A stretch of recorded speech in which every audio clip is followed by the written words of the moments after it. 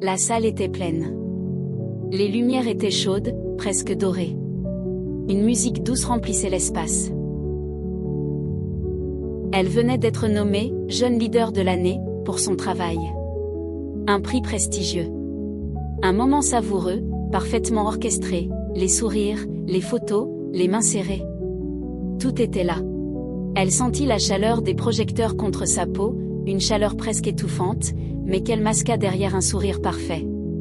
Autour d'elle, des murmures roulaient comme une vague, admiration, jalousie, surprise.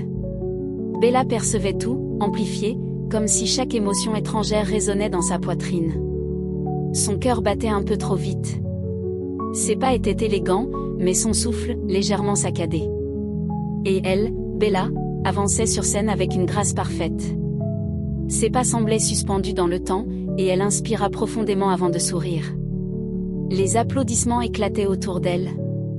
Les caméras se tournaient vers elle. Les regards l'admiraient. Bella se tenait droite. Calme. Professionnelle. Elle souriait encore et encore, comme elle l'avait appris depuis des années. Montrez-le. Meilleur, toujours. Elle accepta le trophée qui lui était remis. Le métal froid toucha sa peau, contraste brutal avec la chaleur de la salle. Elle se demanda pourquoi ce contact si simple réveillait une sensation familière, un froid intérieur, discret mais constant, comme un souvenir qui ne voulait pas mourir. Les flashs crépitaient autour d'elle. Et elle observa les mains des autres applaudissant autour d'elle. Un léger frisson parcourant ses épaules. Elle remercia l'équipe, posa avec son trophée, accepta 2 embrassades rapides, puis répondit à quelques félicitations. Des mains qui se tendent. Des « bravo » et des « tu le mérites ». Toute la scène semblait parfaite. Et pourtant, au fond elle, Bella ne sentait rien. Rien. Son sourire tenait, mais son cœur était comme derrière une vitre. Elle voyait la joie, sans pouvoir la toucher. Elle entendait les compliments, sans pouvoir les recevoir. Comme si ce moment glissait sur elle, sans laisser de traces. Puis, dans un coin de son esprit, une fatigue étrange s'installa. Une fatigue qui n'avait rien à voir avec la soirée. Quand elle redescendit de la scène, une pression étrange s'installa dans sa poitrine. Elle s'arrêta un instant, regarda le public d'un air absent, et inspira lentement. Ses épaules se détendirent puis retombèrent, comme si elle portait un poids invisible. Un vide, qui montait, lentement. Elle continua à sourire, par automatisme. Elle rit même, poliment, à une blague qu'elle n'avait pas entendue. Elle posa encore pour une photo. Encore ce masque. Elle sentait ses joues se tendre, ses yeux se plissaient légèrement, mais rien de tout cela n'était spontané. Elle jouait un rôle qu'elle connaissait par cœur. Un rôle appris très jeune. Un rôle qu'on lui avait demandé de jouer avant même qu'elle comprenne ce qu'était une émotion. Mais à mesure qu'elle s'éloignait de la scène, le bruit s'éloignait aussi. Ses oreilles bourdonnaient, son corps se raidissait. Elle traversa le couloir menant aux toilettes. Le silence la frappa comme une vague, dès qu'elle ouvrit la porte. Une salle simple, presque ordinaire, éclairée par un néon légèrement tremblant. Le contraste avec la salle brillante était si brutal que son corps eut un petit tressaillement. Elle s'appuya contre la porte, ferma les yeux, et un long souffle s'échappa d'elle. Un souffle qu'elle retenait depuis des heures sans même s'en rendre compte. Elle referma la porte, et respira profondément. Et son sourire tomba. Net. Comme si son visage n'avait plus la force de le maintenir. Elle s'approcha du miroir. Doucement. Les pas lourds. Elle se regarda. Posa le trophée sur le lavabo. Son reflet la regardait, impassible. Elle inspira 1 fois, 2 fois, et un léger tremblement secoua ses mains. Une larme monta doucement, et elle la laissa glisser sur sa joue. Les projecteurs ne la suivaient plus. Les applaudissements étaient loin. Il n'y avait que la vraie Bella. Celle qu'elle cachait au monde depuis longtemps. Et l'image qu'elle vit lui fit presque mal. Pas parce qu'elle n'était pas belle, mais parce qu'elle se rendit compte d'une vérité qu'elle avait toujours fui. Elle ne se reconnaissait plus. Son souffle devint court. Ses mains tremblaient légèrement. Elle murmura. « Qu'est-ce qui ne va pas chez moi ?» Cette question, elle l'avait posée 1000 fois dans sa tête. Mais jamais à voix haute. Elle l'avait toujours étouffée. Avec le travail, avec la performance, avec le fait d'obtenir. Depuis des années, elle enchaînait les réussites. Elle travaillait dur, dépassait les attentes. Elle faisait tout pour être bien, pour être assez. Mais ce soir, l'illusion ne tenait plus. Elle sentit encore une larme couler. Une seule. Pas de crise. Pas de sanglots. Juste une larme lourde. Comme si elle venait de très loin. Elle inspira encore, sentit son cœur battre avec un mélange de tension et de curiosité, comme si ce vide voulait enfin être compris. Elle posa ses mains sur le lavabo, observa chaque détail du miroir, ses yeux fatigués, ses lèvres légèrement tremblantes. Elle se surprit à penser, pourquoi ce vide même dans mes réussites, pourquoi cette fatigue après ce moment que tout le monde aurait trouvé parfait? Pourquoi les applaudissements ne me remplissent-ils jamais? Ces questions tournoyaient dans son esprit, longues, silencieuses, laissant place à la réflexion. Une image traversa son esprit. Elle, à 12 ans. Recevant un prix à l'école pour avoir été la meilleure de sa classe. On l'avait applaudi. Félicité. Mise en avant. Son père avait souri. Mais il n'avait pas dit « Je suis fier de toi ». Pas une seule fois. Il s'était contenté de dire « C'est normal. Tu dois faire mieux que les autres ». Bella avait compris ce jour-là que, pour avoir de la valeur, il fallait impressionner. Pour être aimé, il fallait exceller. Et chaque année qui avait suivi n'avait été que la répétition de ce principe.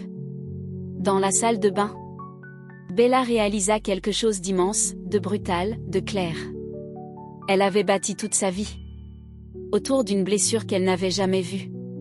La blessure de devoir mériter l'amour. La blessure d'être valorisée pour ce qu'elle faisait. Jamais pour ce qu'elle était. Ce soir, paradoxalement, ce prix ne lui apportait pas de joie. Il ouvrait une fissure qu'elle n'arrivait plus à cacher. Elle se sentit soudain très seule. Pas seule dans la pièce. Non. Mais seule dans sa vie intérieure. Elle regarda le trophée sur le lavabo. Regarda l'objet doré. Il brillait. Elle. Non. Elle réentendit les mots de sa mère. Bella. Sois forte. Ne montre jamais quand ça va mal. C'était devenu une règle. Une identité. Un mur. Mais ce soir, ce mur s'effritait. Elle eut un vertige. Se rattrapa au bord du lavabo. Fermant les yeux. Quand elle les rouvrit, quelque chose avait changé. Pour la première fois, elle se regardait sans filtre. Sans masque.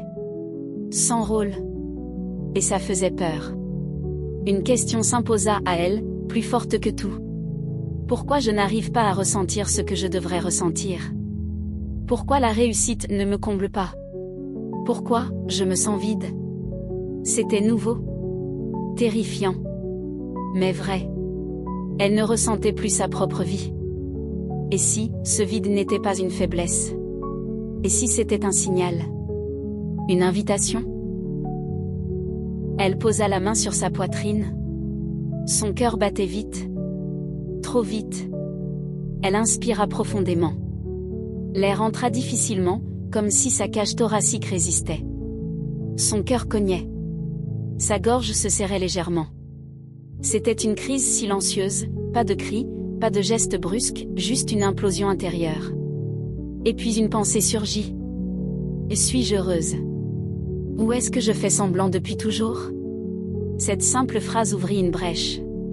Une brèche que son inconscient gardait verrouillée depuis trop longtemps. Elle sentit alors quelque chose se détacher en elle. Un nœud émotionnel qui commençait à se défaire. Bella essuya ses larmes.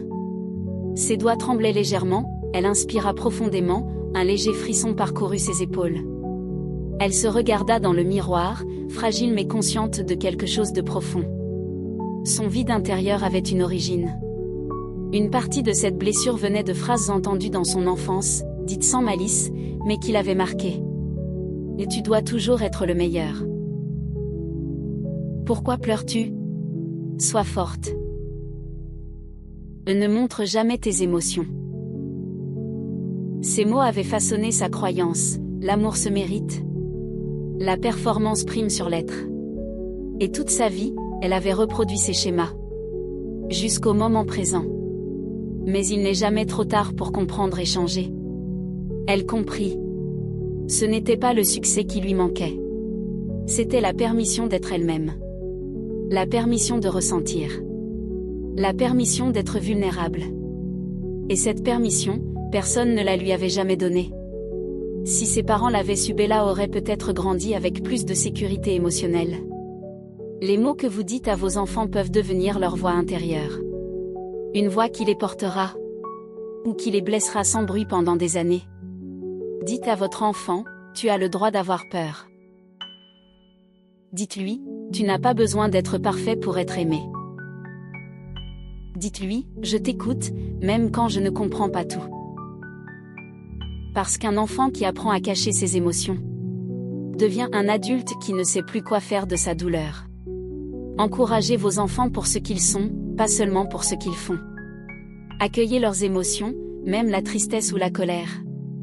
Dites-leur que vous les aimez inconditionnellement, sans condition de performance. Bella comprit ce soir-là que ce chemin de prise de conscience n'était que le premier pas vers la guerre.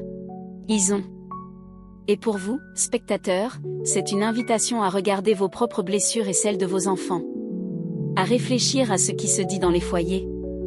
Et à ce qui pourrait être transformé. Bienvenue dans notre chaîne.